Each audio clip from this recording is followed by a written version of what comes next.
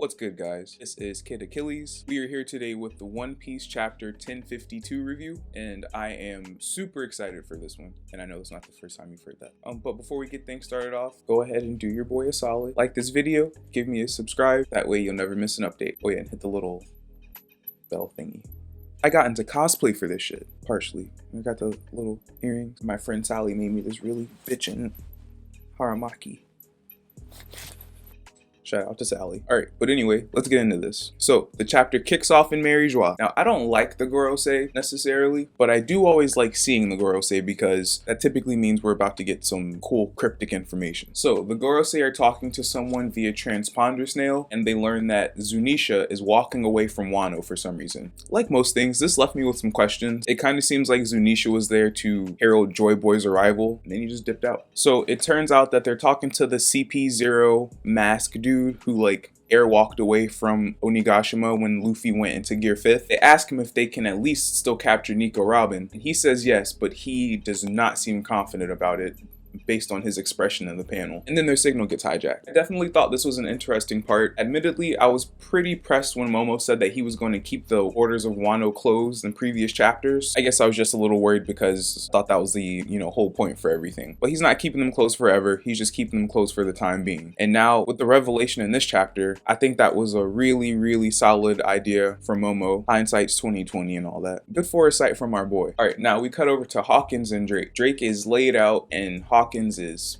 fucked up. He doubles down on what we already know, which is that his spine is made of noodles. When Kid decided to fight against Kaido, Hawkins chose safety, even though Kid was being like a very courageous example of, what Hawkins should do. He is the worst of the worst generation. Then he reveals that he was the 1% man all along, and then he dies. Maybe I'm not looking deep enough into this, but this felt a little underwhelming for me. I think Hawkins is a really cool character, and I think that he was a great choice for the fight against Killer, but I don't necessarily care enough about his character or his role in Wano for him being the 1% man to mean a whole lot. Also, at the beginning of Wano, he said that there was a 19% chance that Zoro and Luffy would be alive in 1 month. Now, Zoro and Luffy have technically both died in Wano, so I'm wondering if that was something that was being factored into those predictions, those calculations, or if we still have some turbulence coming up before we get out of Wano. I'd be surprised if there was any more immediate fighting, but based on the end of this chapter, I think it could go either way, but we'll see. All right, so it's 7 days later, and things are changing in Wano. Right from the start, there's going to be more celebrations, so Momo was like, don't even take the decorations down, leave them up, we got some more partying to do. You see that the curriculum is changing to reflect more accurately the history of Wano, where it paints the Kazuki clan as the heroes, and not Orochi and Kaido, which all the children of Wano were being taught initially after they took over. You see a little dude chugging some water,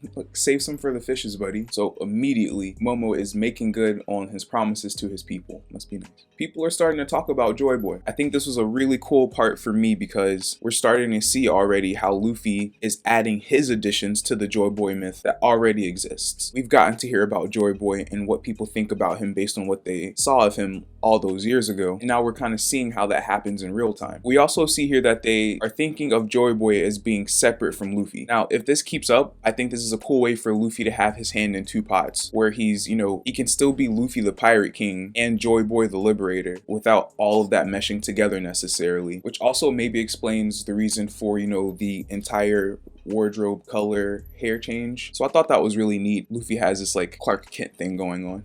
All right, so we cut to Kinemon and Kawamatsu, and they are discussing the burial of Izo and Ashura Doji. I did not expect Izo to be killed so easily. It seemed very much like one of Oda's fake death, just badly hurt moments. And if I'm not mistaken, the same thing that happened to Izo is what happened to Drake, but Drake is fine. I guess the only difference there is that Drake is a devil fruit user, and so maybe his fortitude is a little higher. But even so, there was a lot more drama around a lot of the fake death scenes in Wano versus the actual deaths of Izo and Ashura Doji. Kinemon took a Conqueror's Haki coated Thunder Bagua to the skull and got stabbed in half and somehow survived that. Luffy also died, but then didn't die. But we should have seen that type of drama applied to these actual deaths. So yeah, I guess I had some qualms with that. Luffy and Zoro are up.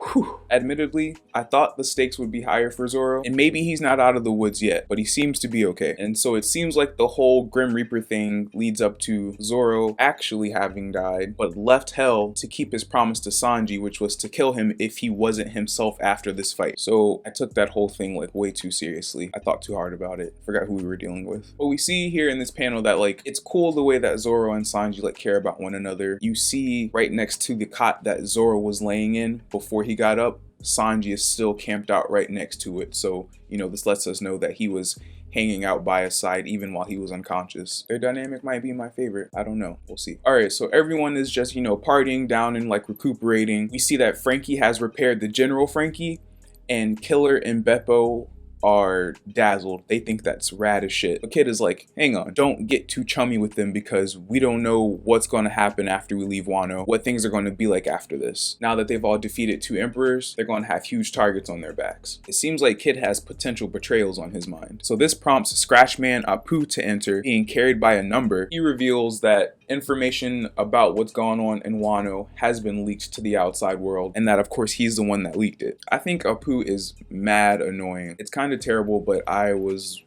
hoping a little bit that he was gonna bite the dust in Wano. Like if I had to choose between him or Izo or him or Ashura Doji, then like get him out of here. But anyway, I'm glad he did this because I have been waiting patiently for these new bounties, and he also reveals that we're going to get to see who the new emperors are. Needless to say, I am super pumped for the next chapter. All right, so the chapter closes with Ryokugo heading toward Wano, and he is talking to Sakazuki via transponder snail. Fuck Sakazuki. But this was really cool. We're gonna finally get to see Green Bull. So this is like definitely keeping in line with like the special entrances of like vice admirals. I'm wondering about the big flower on his back. I'm thinking maybe it's a devil fruit power. I'd be surprised if it wasn't. I guess we'll be finding out soon. I'm a little anxious about this. I'm wondering maybe if he's gonna try and take Robin potentially. Also, why wasn't Robin a part of the celebrations? I'd be willing to bet that Robin was gonna just get straight to work on finding Kaido's poneglyphs while everyone else was like celebrating.